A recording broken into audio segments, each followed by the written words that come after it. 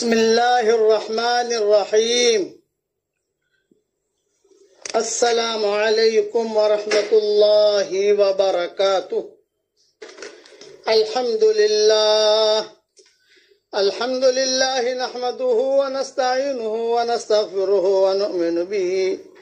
ونؤمن به ونتوكل عليه ونعوذ بالله من شرور أنفسنا ومن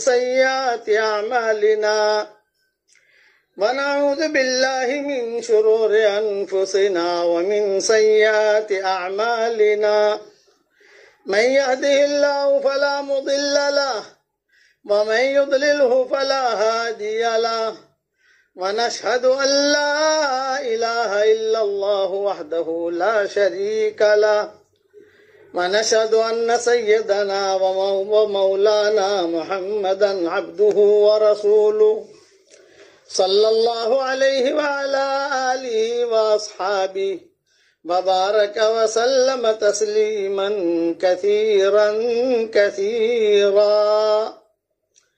أما بعد فأعوذ بالله من الشيطان الرجيم. بسم الله الرحمن الرحيم.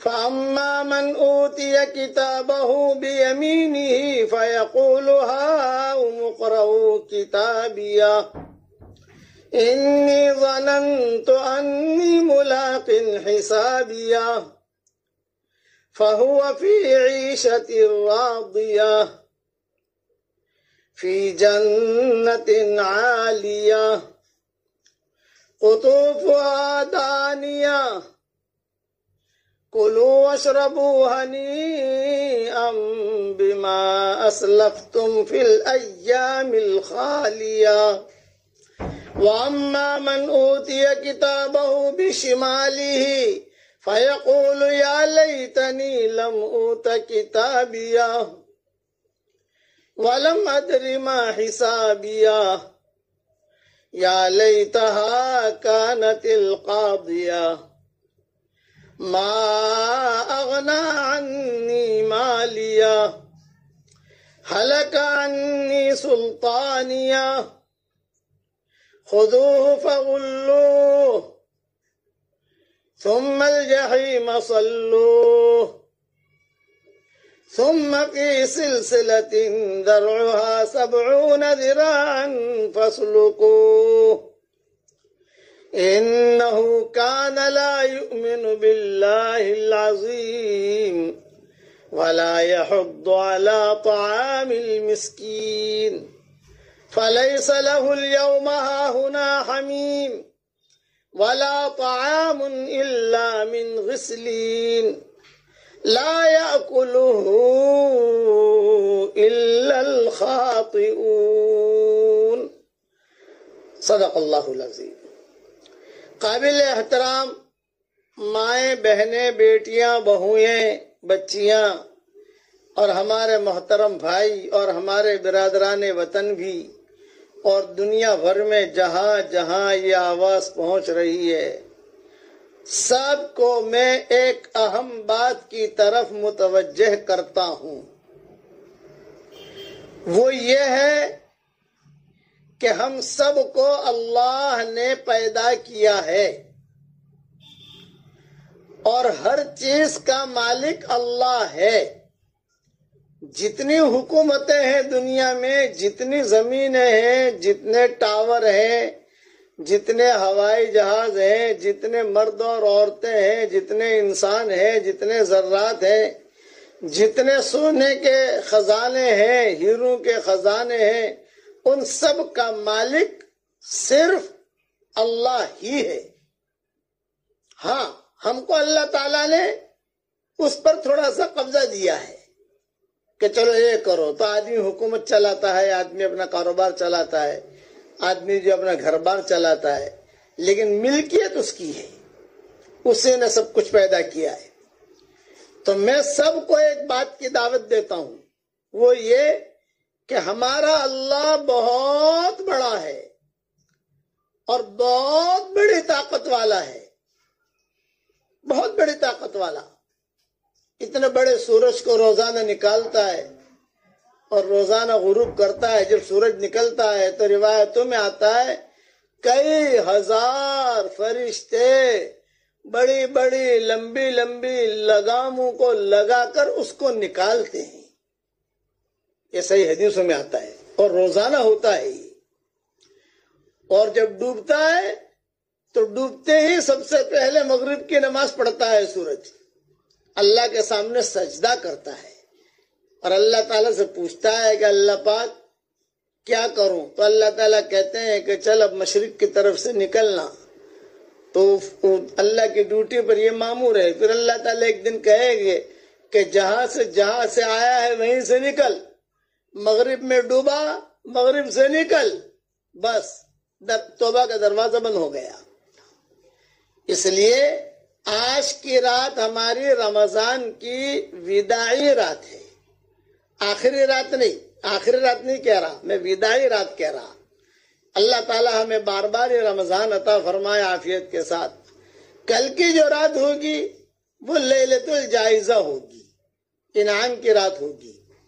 تو آپ جو ہے میرے ساتھ تھوڑا سا یہ معاہدہ کر لیں اور یہ اللہ تعالیٰ کے ساتھ بھی معاہدہ کر لیں کہ جتنا ہو سکے ہم اپنے گھروں میں اپنے کاروباروں میں اللہ کی بڑائی کو بولیں, اللہ کی بڑائی کو سنیں, اللہ کی بڑائی کے مذاکرے کریں ہمارے گھروں میں. آج کل لاک ڈاؤن ہے, گھر میں رہنا ہے آدمی کو, اور گھر میں جو ہے آدمی اپنا وقت گزارتا ہے جس ترتیب سے بھی. تو یعنی بار بار چھوٹے بچوں کے سامنے اللہ کی بڑائی کو بہت بولو, اللہ کی بڑائی کے بہت مذاکرے کرو. حضور اکرم صلی اللہ علیہ وسلم کا جب نکاح ہو گیا حضرت خدیجہ رضی اللہ تعالی عنہا کے ساتھ, اور پھر حضرت خدیجہ نے ہدیہ دیا زید ابن حارثہ, اور پھر حضور صلی اللہ علیہ وسلم نے حضرت خدیجہ کو ہدیہ دیا. اس کے لمبی تفصیل ہے. تو آپ صلی اللہ علیہ وسلم کا بھی نبوت تو ملی نہیں ہے, ابھی تو نبوت ملنے میں 15 سال باقی ہیں. لیکن حضور صلی اللہ علیہ وسلم فرماتے تھے کہ شروع سے ہی میں اللہ کی بڑائی کو بولتا تھا. اللہ بڑے ہیں.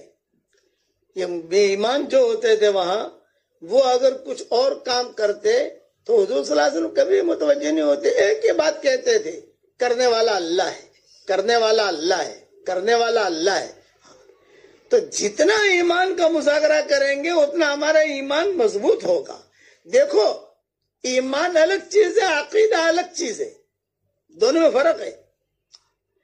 آج جو ہے ہمارا ایمان, عقیدہ تو ہے, عقیدہ یہ الگ چیز ہے. ایمان آمنت باللہ یہ کہا گیا, لیس البر ان تولوا وجوہکم قبل المشرق والمغرب ولكن البر من آمن باللہ والیوم الآخر. اللہ کی ذات پر ایمان لائے, دکھائی نہیں دیتا اللہ, آخرت کا دن دکھائی نہیں دیتا, فرشتے دکھائی نہیں دیتے, فرشتے ہیں جہاں جہاں پر بھی میرا بیان سن رہے ہیں, گھر گھر میں, اور جو سڑک میں سن رہا ہے, یا کوئی اپنے جنگل میں بیٹھا ہوا سن رہا ہے, یا کوئی اپنے مکان میں بیٹھا ہوا سن رہا ہے, تو وہاں فرشتے ہیں. جہاں دین کی بات کہی جاتی ہے فرشتے آٹومیٹک پہنچ جاتے ہیں. روایتوں میں آتا ہے دین کی بات جہاں ہوتی ہے فرشتوں کو خوشبو محسوس ہوتی ہے. فرشتے کہتے ہیں ہلم الی حاجتکم, ارے آؤ بیان شروع ہو گیا, آؤ ہلم الی حاجتکم, ہلم الی حاجتکم, ہلم الی حاجتکم, تمہارے حاجت کی طرف آؤ. یہ صرف بیان کے لیے نہیں, آپ نماز شروع کرو گے تو فرشتے آ جائیں گے, آپ قرآن شریف پڑھنا شروع کرو گے فرشتے آ جائیں گے, آپ ذکر شروع کرو گے فرشتے آ جائیں گے. تو اس پر یقین لانا. دکھائی نہیں دیں گے, یہ نہیں ہے کہ فرشتے دکھائی دیں گے, نہ دکھائی نہیں. کبھی کبھار اللہ تعالیٰ کا کوئی نظام چلتا ہے تو فرشتے کو آدمی دیکھ لیتا ہے, جیسے صحابہ دیکھتے تھے بعض مرتبہ. حضور اکرم صلی اللہ علیہ وسلم نے فرمایا ایک صحابی کو رات کو سوتے وقت آیت الکرسی پڑھ کے سو جایا کرو, پوری رات فرشتہ آ کر تمہاری حفاظت کرے گا. تو صحابی یہ کہتے تھے میں آیت الکرسی پڑھتا تھا اور فرشتہ میرے کمرے میں داخل ہوتا تھا اور مجھے سلام کرتا تھا، میں اس کو سلام کا جواب دیتا تھا. یہ کبھی کبھار ہوتا ہے. حضور صلی اللہ علیہ وسلم نے فرمایا کہ طواف کرتے کرتے رکن یمانی سے لے کر حجر اسود تک کوئی آدمی جب یعنی وہاں سے چلتا ہے، فرشتے اس سے مصافحہ کرتے ہیں، تو صحابہ کہتے تھے ہم جاتے تھے، ہم کرتے تھے طواف، فرشتے ہمارا مصافحہ کرتے تھے. یہ ایمان تھا. اس لیے ایمان اور عقیدہ دونوں میں فرق ہے. ایمان کامل مانگا گیا ہے. اللہم انی اسألک ایمانا کاملا ویقینا صادقا. اے اللہ سچا یقین دے. رہا حالات کے اتار چڑھاؤ ہوگا. آپ یہ سمجھو کہ میرے سر میں بھی درد نہ ہو اور مجھے کوئی ٹینشن نہ ہو اور میں اپنی پوری زندگی گزار لوں، یہ تو کبھی بھی نہیں ہوگا. کبھی سردی، کبھی گرمی، کبھی بچپنا، کبھی جوانی، کبھی نوجوانی، کبھی بڑھاپا، کبھی بیماری، کبھی تندرستی، کبھی غریبی، کبھی امیری. یہ اتار چڑھاؤ اللہ کی طرف سے ہوگا. خود حضور صلی اللہ علیہ وسلم پر حالت آئے. بھئی آپ سے بڑھ کر کون نبی ہو سکتا ہے؟ مجھے بتاؤ، آپ سے بڑھ کر کون ہو سکتا ہے؟ حضرت خدیجہ سے شادی ہو رہی ہے، حالات پر حالات آ رہے. چلو ابھی اسلام آیا نہیں ہے، ابھی اسلام آنے میں دیر ہے. وہ تو جب سیرت شروع کروں گا انشاءاللہ تو شروع کروں گا. لیکن اسلام آنے کے بعد بھی یعنی ایمان آ گیا، اسلام آ گیا اور جو ہے اپنا لوگوں کو دعوت دینا شروع کر دیا مکہ مکرمہ کے اندر. حالات پر حالات.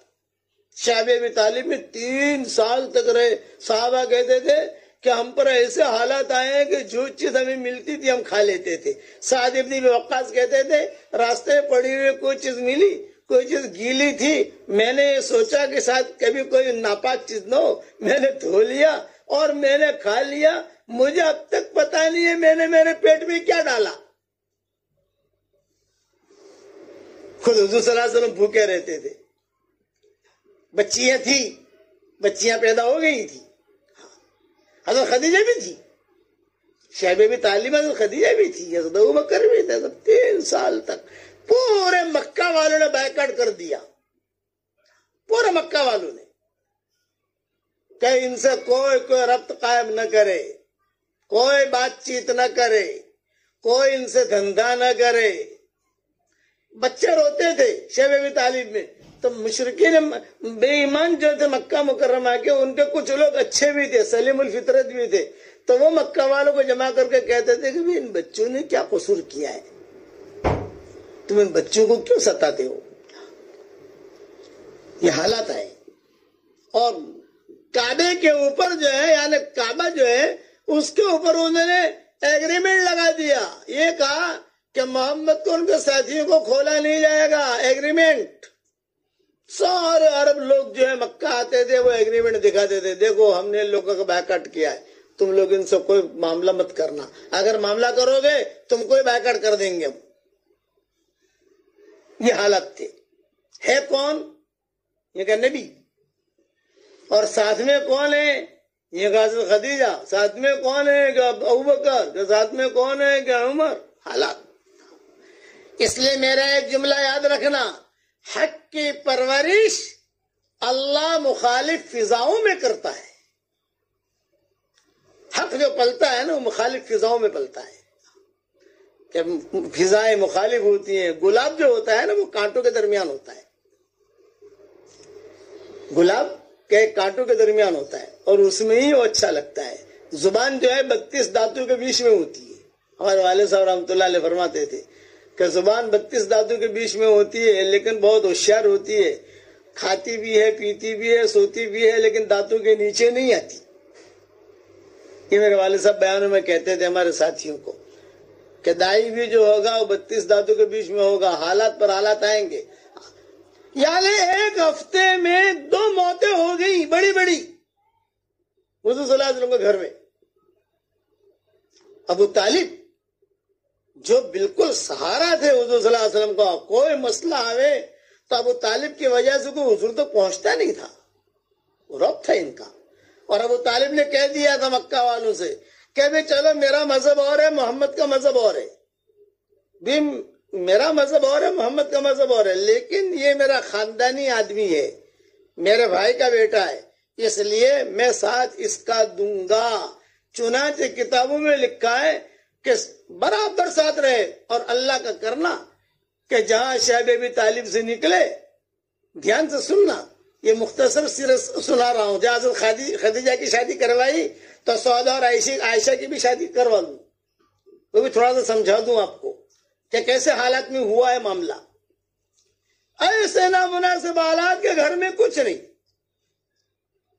اور چچا کا انتقال ہو گیا۔ چلو علی بھاگے بھاگے آئے، حضرت میرے ابا کا انتقال ہو گیا، میرے ابا 4 بیٹے تھے ابو طالب، 4 بیٹے۔ اچھا جب انتقال کا وقت قریب آیا تو یہ اطلاع ہوئی حضور کو کہ بہت بالکل سکرات میں ہے، تو روایت میں یہ بھی ہے کہ حضور صلی اللہ علیہ وسلم خود تشریف لے گئے اور وہاں جا کر بیٹھے ابو طالب کے پاس۔ کیا منظر ہوگا! اور کتابوں میں یہ بھی لکھا ہے کہ ابو طالب کی پیشانی پر ہاتھ رکھا جب ان کا انتقال ہو رہا تھا، اور ایک طرف حضور بیٹھے ہوئے، سامنے ابو جہل بیٹھا ہوا، ایک طرف حضور بیٹھے ہوئے اور سامنے ابو جہل بیٹھا ہوا، اور ابو طالب جو ہے ایک آنکھ سے حضور کو دیکھ رہے اور ایک آنکھ سے ابو جہل کو دیکھ رہے، اور ابو طالب سمجھ گئے تھے کہ اب میرا دنیا سے جانے کا وقت قریب ہے۔ تو حضور صلی اللہ علیہ وسلم نے ابو طالب سے کہا کہ چچا آپ نے میری بہت خدمت کی ہے اور میرا بہت سہارا بنے ہو آپ، اب آپ کا دنیا سے جانے کا وقت ہے، بس صرف اتنا کہہ دو، کلمہ پڑھ لو، میں سن لوں، بس میں اکیلا سن لوں گا، تو تمہارے بارے میں گواہی دوں گا حشر کے میدان میں کہ میرے چچا نے کلمہ پڑھا تھا۔ یہ بات ابو جہل سن گیا، ابو جہل سن گیا، سامنے بیٹھا ہوا تھا وہ، تو اس نے کہا ہاتھ رکھ کر، ہاتھ پکڑ کے، یا ابا طالب قل علی ملت عبد المطلب، قل علی ملت عبد المطلب۔ حضور بیٹھے ہوئے کہ حضور صلی اللہ علیہ وسلم بیٹھے ہوئے، یہ نہیں کہ حضور نہیں تھے وہاں۔ قل علی ملت عبد المطلب، عبد المطلب کی ملت پر جا رہا ہوں یہ کہو، اور حضور کہنے لگے قل علی ملت محمد۔ یعنی کیا منظر ہوگا، اور حضور کے دل پر کیا گزر رہی ہوگی، اور فرشتے بھی رو رہے ہوں گے یہ منظر دیکھ کر، اس لیے کہ روح نکالنے والے فرشتے تو سب کے ایک ہی ہوتے ہیں، یہ نہیں کہ مسلمان کے روح اسرائیل نکالتے ہیں، بے ایمان کے روح دوسرا کوئی فرشتہ آگے نکالتا ہے، یہ تو ہے نہیں۔ تو حضور کہہ رہے تھے قل علی ملت محمد، علی ملت رسول اللہ، اور ابو جہل کہہ رہا قل علی ملت عبد المطلب، بس ان کی زبان سے جملہ نکلا علی ملت عبد المطلب، اور ان کی روح قبض ہو گئی۔ بس جہاں وہ روح قبض ہوئی حضور دھڑے مار کے روئے، بہت روئے، کہ آخر تک میں کوشش کرتا رہا۔ قرآن کی آیتیں نازل ہوئی، انک لا تہدی من احببت ولکن اللہ یہدی من یشاء۔ آپ جسے چاہے ہدایت نہیں دے سکتے، ہدایت تو ہم دیں گے۔ وَهُوَ أَعْلَمُ بِالْمُهْتَدِينَ۔ اب کیا کریں، بے ایمانوں کے طرح قبر دفن کریں کہ ایمان والوں کے طرح قبر دفن کریں؟ تو حضور صلی اللہ علیہ وسلم نے، ان کے 4 بیٹے تھے، یہ ابو طالب کے، علی، جعفر، عقیل، طالب، یہ 4، 2 مسلمان تھے، 2 بے ایمان تھے۔ تو حضور نے ان کو، اب بڑے حضور ہو گئے، اب بڑے تو حضور ہو گئے نا، چچا تو چلا گیا، تو ان کو بلا کر کہا بھی دیکھو تمہارے ابا کا، اب حضرت عباس بھی تھے، ہاں حضرت عباس کا نام بھی آتا ہے، اور ان کے بھائی تھے حضرت عباس، اور حضرت حمزہ کا نام بھی آتا ہے، یہ سارے کے سارے، اور حارث بھی جو اب تک زندہ تھے، بڑے بھائی وہ بھی زندہ تھے۔ یوں کہا کہ بھئی اب جو ہے ان کا تو انتقال ہو گیا، تو تم جو ہے ان کو جو بھی طریقے سے دفن کرنا چاہو کرو، اور حضرت علی کو بلا کر چپکے سے بلایا، حضرت علی کو، علی علی علی علی علی یہاں، علی یہاں، جعفر یہاں، اور بلا کر کہا بھی تمہیں ابا کے جنازے میں تو جانا ہے، تدفین کر لو ان کی، لیکن واپس آ کر جلدی سے غسل کر لینا۔ یہ حضور نے ان دونوں سے کہا۔ حضرت علی سے حضرت جعفر سے، کیونکہ دونوں کے دونوں مسلمان تھے. عباس ابھی مسلمان نہیں ہوئے تھے، حضرت عباس جو ہے مسلمان نہیں ہوئے تھے. اور ابو جہل جو ہے مکہ مکرمہ میں خوشیاں منا رہا. کیا دیکھو محمد کا سہارا چلا گیا، محمد کا سہارا چلا گیا، یعنی کہ ان کا ایک ستون، ایک وہ خدمت کرنے والا آدمی چلا گیا. اور یہاں حضور جو ہے بہت غم میں.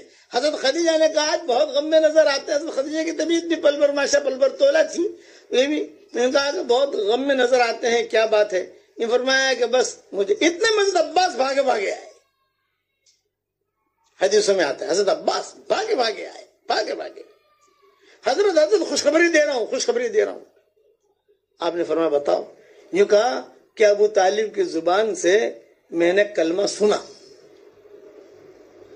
یہ حضرت عباس نے کہا تو حضور نے فرمایا لا، میں نے نہیں سنا ہے. یہ حضور نے جملہ کہا، میں نے نہیں سنا ہے، تم نے سنا ہے. میں اس کو مانوں نہ مانوں یہ میرا اختیار نہیں ہے، میں نے نہیں سنا ہے. یہ حضور نے حضرت عباس سے کہا. یہ حدیثوں میں باتیں آتی ہیں. اب یہاں آئے، یہاں اب دیکھو حالات، میں حالات بتا رہا ہوں. حق کی پرورش اللہ مخالف فضاؤں میں کرتا ہے. بس بچیاں تو پیدا ہو چکی تھی، زینب، رقیہ، ام کلثوم، حضرت فاطمہ، یہ تو تھی. اچانک جو ہے جب ابو طالب کو دفن کرنے کے بعد آئے تو اچانک بھاگی بھاگی حضرت فاطمہ آئی. اب ابو ابو ابو ابو، یا بیٹی آئی، ابو امی کی طبیعت بہت خراب ہے، امی کی طبیعت بہت خراب ہے. حضور بھاگے بھاگے آئے تو حضرت خدیجہ جو ہے سکرات میں تھی. ایک ہی ہفتے میں دو بڑے حادثے ہوئے. تو ابو جہل کہتا تھا دیکھا ہمارا جادو کیسا ہے کہ محمد سے دونوں بڑوں کو چھین لیا ہم نے. لیکن یہ نہیں سمجھتے تھے کہ حق کی پرورش مخالف فضاؤں میں ہوتی ہے. حضور صلی اللہ علیہ وسلم کسی جگہ مشغول تھے. اب ایک بچی آئی، دوسری بچی آئی، تیسری بچی آئی، اور یہ تو حضور بہت گھبرائے. ابھی تو میرا یہ غم بھی دور نہیں ہوا ابو طالب کا، اور یہ بچیاں خبر لا رہی ہیں. بھاگے بھاگے گئے تو وہاں خدیجہ جو سکرات میں تھی. اوہو، یعنی اتنا غم حضور نے لے لیا، خاموش رہتے تھے. یہ دو بڑے بڑے چلے گئے کیونکہ ابو طالب باہر کا سب سنبھال لیتے تھے اور حضرت خدیجہ گھر کا سنبھال لیتی تھی، بچیوں کو سنبھال لیتی تھی، یہ کرتی تھی وہ کرتی. حضرت خدیجہ انتقال کا وقت قریب آیا تو حضور صلی اللہ علیہ وسلم نے آخری جو باتیں کی ہیں، خدیجہ تم دنیا سے جا رہی ہو، اللہ کا تمہیں سلام آیا ہے، جبریل سلام کہہ رہے ہیں، اور اب وہ کہ یہ بھی کہہ رہے ہیں خدیجہ کو برا نہ لگے تو میرا بھی سلام کہو. اور جبریل آپ کو، اب خدیجہ جبریل بھی آپ کو سلام کہہ رہے ہیں. حضرت خدیجہ نے آنکھیں کھولی، کچھ باتیں کی، پھر حضرت خدیجہ نے کہا اشہد ان لا الہ الا اللہ واشہد انک رسول اللہ، میں ایمان پر جا رہی ہوں دنیا سے. کئی وصیتیں کی. میری کتاب بکھرے موتی 14ویں جلد میں حضرت خدیجہ کی وصیتیں دیکھ لینا انشاءاللہ. 13 جلد چھپ گئی ہیں. 14ویں جلد میں حضرت خدیجہ نے اپنے انتقال پر حضور سے کیا کیا کہا تھا وہ تم دیکھ لینا. اس میں آخر میں یہ وصیت کی کہ حضرت اب میں دنیا سے جا رہی ہوں، میرے دنیا سے جانے کے بعد میری فاطمہ کا بہت خیال رکھنا. اس پر حضور بہت روئے. حضرت فاطمہ سب سے چھوٹی تھی اور حضور صلی اللہ علیہ وسلم سے حضرت فاطمہ کو بہت محبت بھی تھی. فطری طور پر چھوٹی بچی ہوتی ہے تو فطری طور پر ایک محبت ہوتی ہے، فطری طور پر یہ بات ہوتی ہے. حضرت خدیجہ کو دفن کیا. دفن کر کے اچھا جنازے کی نماز تو آئی نہیں تھی، اس لیے جنازے کی نماز نہیں پڑھی. اب گھر میں کون ہے یہ سننا. اب گھر میں کون ہے؟ حضور صلی اللہ علیہ وسلم ہے، بیٹیاں ہیں. کوئی لمبے چوڑا خادم نہیں ہے. آج تو ہمارے آج تو 5 خادم یہاں کھڑے رہتے ہیں، 5 خادم وہاں کھڑے رہتے ہیں. حضور صلی اللہ علیہ وسلم کتابوں میں لکھا ہے کہ گھر کا سارا کام حضور کرتے تھے. نبوت تو مل چکی تھی، اسی لیے تو شیب ابی طالب میں جانا پڑا حضور صلی اللہ علیہ وسلم کو، اسے کلمے کی وجہ سے جانا پڑا. تو حضور جو ہے بچیاں اس قابل ہو گئی تھی کہ کچھ دیکھ لے، کچھ روٹی بنا لے، کچھ کام کر لے، لیکن پھر بھی باہر کے جو کام تھے ابو طالب کرتے تھے وہ تو حضور کو کرنے پڑے. اور وہاں ابو جہل، یہ جتنے بھی چودھری تھے نا، یہ کہتے تھے ہمارا جادو چل گیا، کہ ابو طالب کو بھی مار دیا، خدیجہ کو بھی مار دیا. جاؤ. ابو بکر عمر تھے، یہ نہیں کہ نہیں تھے، لیکن گھریلو معاملات میں کون دخل دے؟ یعنی باہر کا کام کر لے، لیکن گھر میں کیا ہو رہا ہے؟ پانی بھی آپ لاتے تھے، بچوں کے ساتھ کھانا بھی آپ کھاتے تھے، بستر اپنا صاف کرنا ہو تو حضور کرتے تھے. یعنی بیوی جو کام کرتی ہے حضور خود کر رہے ہیں. بچیاں کرتی تھی، بچے سے کہتے کہ رہنے چلو، یعنی سب مل کر گھر کا کام کرتے تھے. یہ لاک ڈاؤن میں آپ بھی مل کر گھر کا کام کرو. یہ لاک ڈاؤن ہے نا، تو اس میں کبھی برتن جو ہے شوہر بھی دھو لے، کوئی حرج کی بات نہیں ہے، حضور نے بھی دھوئے. سارا کام بیوی پر نہیں ڈالا جاتا، بچے مل کر دھو لے. بہت ٹینشن میں رہتے تھے، کتابوں میں لکھا ہے، بہت فکر میں. اتنے میں حضرت خولہ آئی. یہ جگ ممانی تھی حضرت خولہ، اور وہ جو ہے یعنی حضور صلی اللہ علیہ وسلم سے بہت بے تکلف بھی تھی، اور حضور صلی اللہ علیہ وسلم ان کا خیال بھی کرتے تھے. پھر بعد میں ان کے بارے میں قرآن کی آیتیں بھی نازل ہوئی حضرت خولہ کے بارے میں. قد سمع اللہ قول التی تجادلک فی زوجہا وتشتکی الی اللہ. یہ آیت حضرت خولہ کے بارے میں نازل ہوئی. حضرت عمر اس عورت کا، دو عورتوں کا حضرت عمر بہت خیال رکھتے تھے، دو عورتوں کا، ایک حضرت خولہ کا اور ایک ام ایمن کا. کہ حضور کے انتقال تک ام ایمن زندہ تھی، اور آخر میں ماؤں کے درمیان میں اگر کچھ تھوڑی سی جیسے سوکنوں میں ہوتی ہے نا تھوڑی بہت، تو یہ ام ایمن جو جا کر سنبھالتی تھی. حضرت فاطمہ کو جو شادی ہوئی تو حضرت فاطمہ کو تیار کرنے والی ام ایمن تھی اور ام سلمہ تھی. یہ حدیثوں میں آتا ہے کہ حضرت فاطمہ کا جو نکاح ہو گیا، شادی ہو گئی، تو تیار کون کرے؟ تو حضور نے خود نے فرمایا ام ایمن یہ میرے باپ کے ساتھ رہی ہوئی ہے، باپ کے باندھی تھی نا. پھر حضور صلی اللہ علیہ وسلم کی آمنہ کے ساتھ رہی، پھر حضور صلی اللہ علیہ وسلم کے ساتھ رہی ام ایمن اور ام سلمہ. کسی نے کہا عائشہ، فرمایا نہیں وہ تو خود بچی ہے. کہ حضرت فاطمہ بڑی تھی، حضرت عائشہ چھوٹی تھی. کہ عائشہ نہیں، ام سلمہ اور ام ایمن، ان دونوں کو حضور نے کہا فاطمہ کو تیار کرو. یہ اور حضرت عمر ام ایمن اور حضرت خولہ کا بہت خیال کرتے تھے، بہت. یہ حضرت خولہ حضور کے پاس آئی اور آ کر تھوڑی سی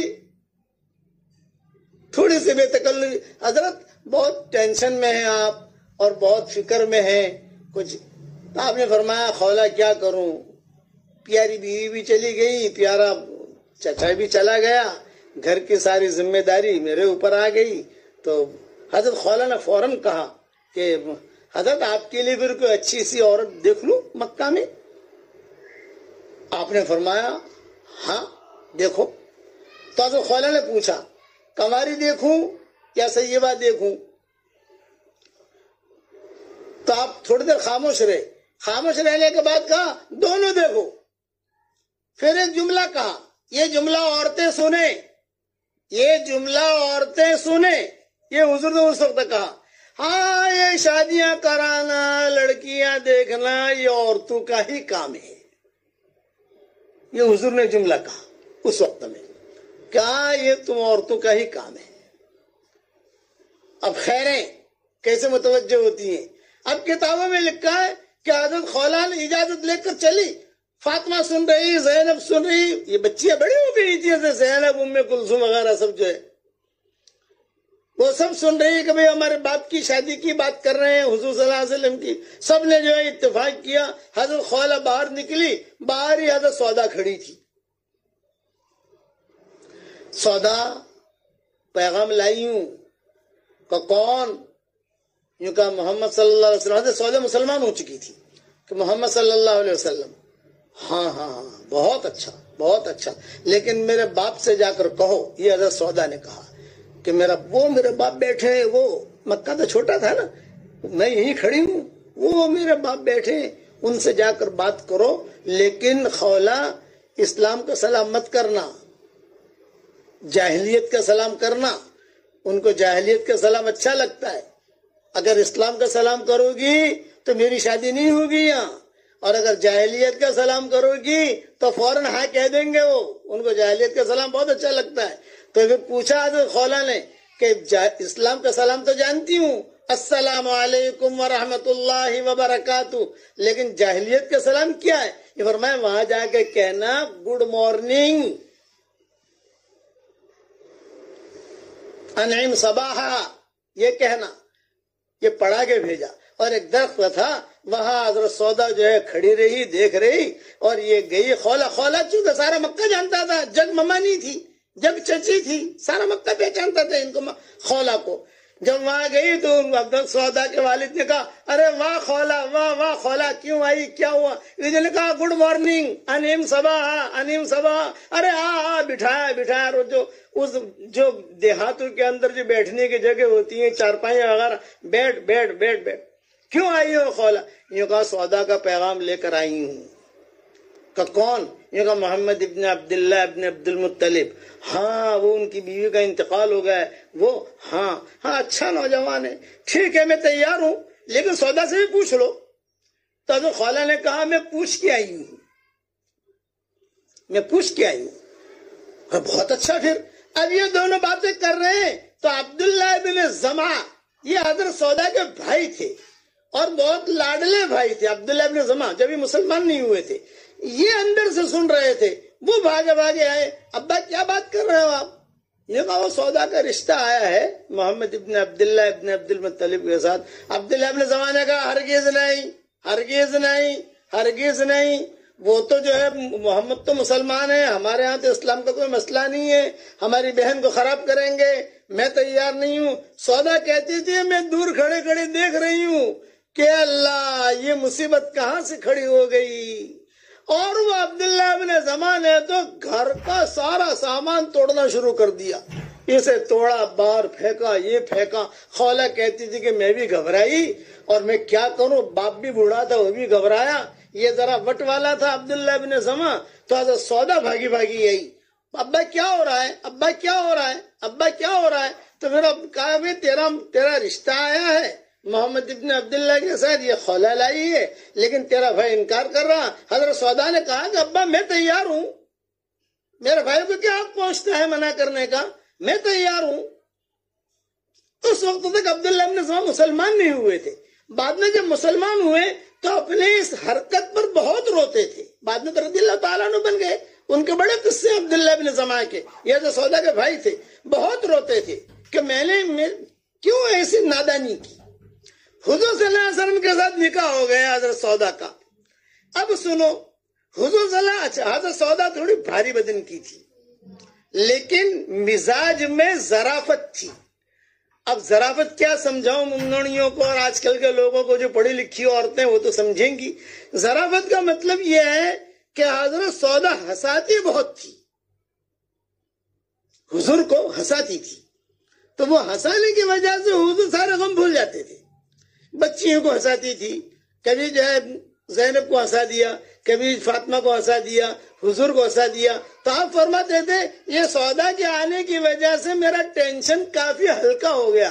کیوں کہ کھانے، اچھا ہنسانے کے قصے بھی بہت ہیں، میں سوچتا تھا دو چار قصے بیان کر دوں کیا کیا کہ ہنساتی تھی، لیکن اب وقت بھی نہیں، بہت ہنساتی تھی حضور صلی اللہ علیہ وسلم کو۔ کبھی کبھی حضور جو ہے عام طور سے حضور کہانے لگاتے تھے، لیکن کبھی کبھی چارپائی پر بیٹھے بیٹھے کوئی چیز، کوئی چٹکلا چھوڑ دیتی حضرت سودا، تو سب سے زیادہ زینب اور کلثوم یہ ہنستی، اور حضور جو ہے یہ اپنا پیٹ پکڑ کے یہ ہلتے رہتے۔